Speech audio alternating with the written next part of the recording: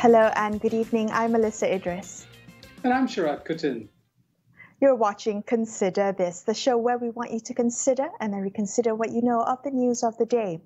Tomorrow, the 12th of June, is World Day Against Child Labour.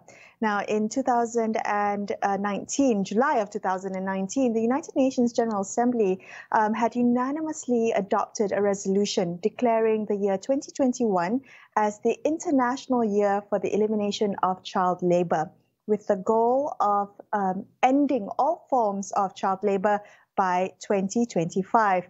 But are we still on track for that? And are the setbacks that we've suffered from the pandemic irreversible? So over the next 30 minutes, we're going to be discussing a new report by the International Labour Organization and UNICEF, which warns that the number of working children has risen to 160 million worldwide, with millions more at risk due to the impacts of COVID-19. Bharati Pflug is joining us on the show now. She's a senior specialist for the fundamental principles and rights at work at the ILO.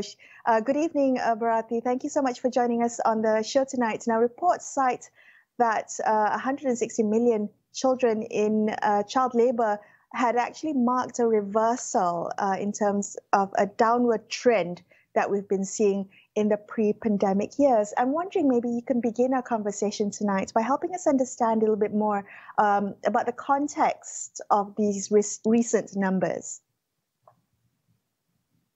Yes, thank you very much. And thanks a lot for having the ILO on the panel tonight. And good evening from here, from Bangkok. I thought perhaps what I could start with is to give a little bit of a context of what it is when we talk about child labour. Because not all work, and I think this is important, not all work that is done by children should be classified as child labour that is to be targeted for elimination. So, you know, children's or adolescents' participation in work that does not affect their health or their personal development or their schooling is generally regarded as something quite positive. And so this includes activities such as helping their parents at home or earning pocket money outside of school hours and during school holidays. And we do strongly believe in the fact that these kinds of activities actually contribute to a child's development and to the welfare of their families. And it does provide them with skills and experiences that help them to be productive members of society during their life. So we're not talking about that kind of work that children might be doing. So the term child labor really refers to work that deprives children of their childhood and that is harmful to physical and mental development of a child. So it is really work that is mentally, physically, socially, and morally dangerous and harmful to children, and work that interferes with their schooling. And in terms of interfering with schooling, and this is also especially in light of the pandemic, of course, it can be work that deprives them of the opportunity to go to school at all, but it can also be work that makes them drop out prematurely, or work that is being combined with school, but children who go to school and still carry out very heavy work or excessively long hours of work. And so whether some... Bharati, you can help us understand, has there been an evolution and understanding of what child labor is and where the lines are, as it were, in terms of what is acceptable and unacceptable, and how that is linked to our understanding of how societies also develop economically and what's made available to different societies at different levels of development in terms of what children can be expected to enjoy in terms of fundamental rights? I mean, I think children have a right to education and children have a right to be free from child labor, and that is really universal. And I think that is important to remember, that it doesn't really depend on the development stage of a country when we talk about the rights of children or the rights of a child to be free from child labor. And actually, if we look at the ILO Convention 182, which is the worst forms of child labor convention, this is the only universally ratified convention that exists in the world. as of last year, all 187 member states of the ILO have ratified this convention, which means that all the member states of the ILO agree on the fact that children should be protected from the worst forms of child labor. So I think there is agreement the world over, and I think child labor is one of those issues where we have found that countries all over the world and in all the regions have really come to an agreement that this is something that needs to be eliminated. It's also within the context of the Sustainable Development Goals, where we, of course, have Target 8.7, which calls for the elimination of all forms of child labor by 2025. And this is something that the global community agreed on, that all countries have signed up to. And of course, if you look at that target with 2025, that's around the corner. Right. We're talking Definitely. about 4 years. And as you mentioned earlier on, we're talking about 160 million children who are now in child labor. Right. So we have an enormous task ahead of us. So can I ask you on that point then, given that there is this ambitious goal and, important goal in just for less than 4 years, how do we get back on track? Because again, before the pandemic, it seemed like there was this downward trend. We kept seeing Yes. child labor, decline, the rates of child labor decline. But yet now there's been a reversal, the first time in 20 years. How Yes. are we going to get back on track? Is it possible to reverse the damage that's been done? Yeah. So I must admit, when those global estimates were released yesterday, it came as a shock to many of us who've spent many years of our working lives on the issue of child labor. This makes very, very somber reading. And as you rightly say, it's the first time in 20 years that we cannot report a figure that shows a downward trend. And as you know, the ILO publishes these global estimates every 4 years. So from 2000 and 2016, we were able to report quite a significant decrease from 246 million to 152 million in 2016. And that was really progress that was being made at that rate still would not have allowed us to reach SDG target 8.7 in 2025.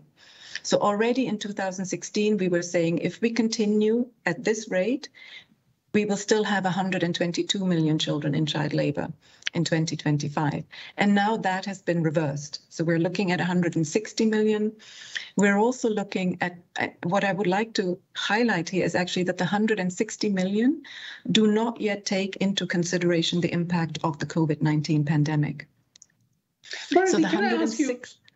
Yeah. Yeah. Yeah. Could you explain to the children find themselves in what you call, or what is understood to be the worst forms of child labor? Is it a lack of enforcement? Are these just bad labor, practices that have been there for millennia that just can't be gotten rid of? What exactly is the reason these children are trapped within these systems? So if we talk about the worst forms of child labor, these are very specific forms of child labor. So we're talking about all forms of slavery, the sale and trafficking of children. We're talking about using children for prostitution or illicit activities. But I think the important part of the worst forms of child labor that we talk about is this general group that we call hazardous work, which is work that, considering the nature and the circumstances that it's carried out under, is likely to harm the health, safety, or morals of children. And that's really where the large majority of children are. Almost half of the 160 million children are in the hazardous work or in hazardous forms of child labor. And this is a difficult area for countries to deal with. I mean, I would like to say that most countries, especially in the Asia-Pacific region, I think all the countries here have or are in the process of developing national action plans on the elimination of child labor. So it is very important at country level to have a national legal framework that is in line with the international conventions and with international labor standards in terms of child labor and the elimination of child labor. So we have a convention that looks at the minimum age for child labor. Most countries have ratified that in this region, also in at least in Southeast Asia, which clearly says per country, this is the minimum age for a child to work. Now, internationally speaking, we've all agreed on the fact that a child is anybody under 18. In many countries, the minimum age of work is 14 or 15 or 16. So when we look at hazardous work, it's those children also, besides the very young children, but it's those who are actually above the minimum age, but are still working in conditions that are considered to be hazardous. So we're looking at, for example, children who work in mining, children who work underwater or at night and who work at specific heights in construction, for example, if they're working at a specific height. We're looking at children who work excessively long hours during the day, and children who are perhaps also exposed to chemicals or pesticides and so on. So in the larger picture, if we look at what is needed if at all we can look at issues that might be needed in order to reverse this upward trend. What we're really looking for is an increased investment in public services. We need increased investment and in social protection, for example. We've seen that particularly during the pandemic, where there are no social protection systems, there's no social protection floors, families are left to fend for themselves. And the first thing that a family will do is to pull children out of school, and put them to work to contribute to the family income. Now that in a way was made even easier during the pandemic with schools closed. And we are really concerned that the huge number of children who have been without schooling and without education for over a year now, many of them will not come back to education. They will stay in work. Yeah, that is a very serious concern, and I think one that we all share. Thank you so much, Bharati, for joining us on the show tonight. That was Bharati Pflug, Senior Specialist for the ILO. After this, we're going to come back and perhaps look at the more local context, child labor from a Malaysian perspective. Stay tuned to consider this.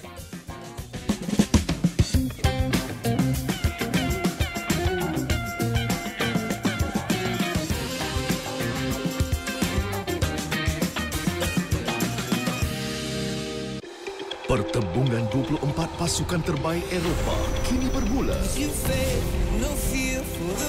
Setiap detik, setiap gol demi menculang takhta kejuaraan. Self-control, self-lockdown itu penting. Lebih kurang pergerakan, maka lebih sukar untuk COVID menjangkit kita. Untuk tempoh 2 minggu ini duduk di rumah.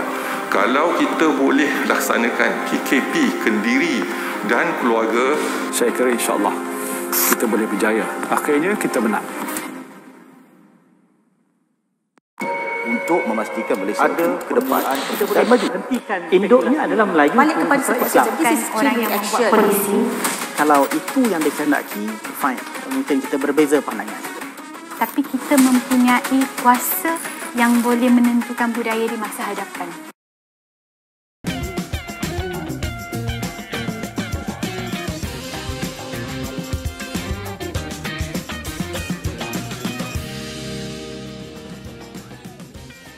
Hi, you're watching Consider This. I'm Melisa. Idris. With me is Sharaad Kuttan. Now, to mark World Day Against Child Labour tomorrow, we're discussing what actions need to be taken now to ensure that all forms of child labour are eliminated by 2025. We speak now to Jodelen Mitra, Technical Officer with the International Labour Organization. Jodelen, good evening. Thank you so much for joining us on the show. Now, we had a chat to Bharati just now to talk a little bit about the global situation, especially with the recent report by the ILO and UNICEF. But I'm just wondering if we could focus a little bit more on the current situation regarding child labour here in Malaysia. Maybe you could help us understand what the situation was like before the pandemic and what the latest data shows now. I understand that this current report doesn't actually cover the impact of COVID-19, but what do we understand about the local situation? Thank you very much, Melisa, and thanks for having me here. So there is no national child labor statistics, unfortunately, in Malaysia to give us, the prevalence rate of child labor in the country, even before the pandemic. But we do know that, with the pandemic, the issue of child labor globally is really exacerbated. But there are anecdotal evidence from different organizations, and also recently there was a study from the government on the oil palm plantations about child labor and forced labor. So this gives us some picture. ILO also did a background study for the development of the National Action Plan on Child Labor in 2019. And according to these studies, child labor though exists in Malaysia, but in certain pockets or sectors in the country. Non-Malaysians who are children of migrant workers, refugees, and stateless persons, they are really the most vulnerable to child labor because of primarily their undocumented status that lead to lack of access to education and other social services. And also their parents encounter legal barriers to enable them to access decent work, or in the case of the refugees, because they do not have the legal right to work in the country. However, this does not mean that that there are no Malaysian children in child labor, because even the survey on plantation show that there's actually 2/3 of those found in child labor are Malaysian. So even if many of the Malaysian children, they work with their parents, they could still be working in hazardous conditions or with working hours and duration that are not allowed by the national law. While it may not be very visible in some areas, but there are child laborers in the plantations and in small holdings, on the streets peddling goods. Like if you go to Sabah, and in some shops and mamak stalls in different states in Malaysia. But we have to be clear again that in here there are also children in these sectors that work, but they are not considered as child labor. So, for instance, if let's say a 13-year-old child, this is above the minimum age for light work, so allowed by law to work, and she works in a mamak stall owned by her family after school hours, and finish work before 8 o'clock in the evening, so she can rest well, have time to play and prepare for school the following day, and does not do anything that is harmful or hazardous, then that would not be child labor. But we know that there are children who work long hours and whose health and school attendance are affected, which are the child labor cases that we see in Malaysia. So some stakeholders also share. Sorry, if I could just kind of interrupt you. I understand that Malaysia has ratified the ILO Minimum Age Convention, the C138, and the Worst Forms of Child Labor Convention, C182. And that this must be a good thing for the country. And that in November 2019, Malaysia also expressed interest in becoming part of the Alliance 8.7 Pathfinder country. Could you help us understand, if the ratification of all these conventions and these aspirations that he set out in 2019, really translate into better welfare for children on the ground? I mean, it's all good to ratify conventions that impact children directly. Well, that's a very good question. The ratification is, it shows commitment of the country. But however, it's really the application of these conventions that would matter. And in the case of Malaysia, there are actions, done by the country to implement the commitments in these conventions. But for instance, awareness raising that's being done on the identified sectors like the plantation, the development of the National Action Plan for Child Labor is already being started by the Ministry of Human Resources. The National Action Plan on the anti-trafficking has also been developed with child labor provisions in it. But then, we need more initiatives, to really see an impact in this. And I think that's the important point to consider, that child labor, it's not unique to Malaysia, but every country in the world has child labor. What sets a country apart though from the others on this issue is how they address it and whether the responses they are appropriate. So okay, but Jodelen, Jodelen, can I ask you this? Because you started out by saying the country doesn't in fact collect data on this. How can you design policy interventions when you don't understand what's out there because you're not collecting data? How do you match the apparent commitment with this fundamental gap in the process of formulating policies that would be effective? Yeah. So the data that are, for example, the National Action Plan on Child Labor, it's based on the available data, quantitative, qualitative data from different organizations, and then the sectoral data as well, like the plantation survey. So in a way, there are available data there, and of course, the administrative data from the enforcement, activities like from Department of Labor. These are already useful. So countries do not need to actually wait until there is a national survey to see that there is a problem, because obviously there are problems, and based on consultations with the stakeholders, this already comes out. And in fact, one initiative under the National Action Plan for Child Labor could be having this national survey on children, and that would really show also that that the country sees that it's good to monitor the progress of whether later there will be a decline on the issue of child labor, and these are being considered by Malaysia already. So it's something that these efforts are also encouraging, and but in addition to that, of course, addressing the issue on policy enforcement and prevention measures would be needed to make significant impact. And ILO did share recommendations on this. Right. Jodelen, can I ask you, I mean, there's no really one-size-fits-all type of solution when it comes to this in any country. I'm just wondering, for Malaysia specifically, you mentioned certain policy recommendations, and you talked about legislation and enforcement, but I'm wondering what else can be done, given that so much ground has been lost, particularly because of the pandemic. What else can be done to accelerate the process to end all forms of child labor? All right. So first, it's still important that that the policies on child labor, like in Sabah and Sarawak, to be aligned with the ILO conventions, because there are currently critical gaps there that would make children as young as 7 years old work in child labor. And also enforcement of these laws is very challenging and could be made more strategic. At the same time, we should recognize that this is beyond just enforcement, that there are really root causes that have to be addressed with sustainable and human rights-centered approaches. For instance, as we speak, some of those children in extreme poverty may be on the streets scrambling with where their next meal would come from. So we need to address the issue about poverty, and see also how we can have right to provide education for all to all children in Malaysia, and decent work for all adults. And not addressing these issues would have very severe, socioeconomic consequences, low-skilled workforce, low productivity, supply chain disruptions. But then at the same time, in addressing the root causes, consider this. Why would parents of child laborers still send their children to child labor?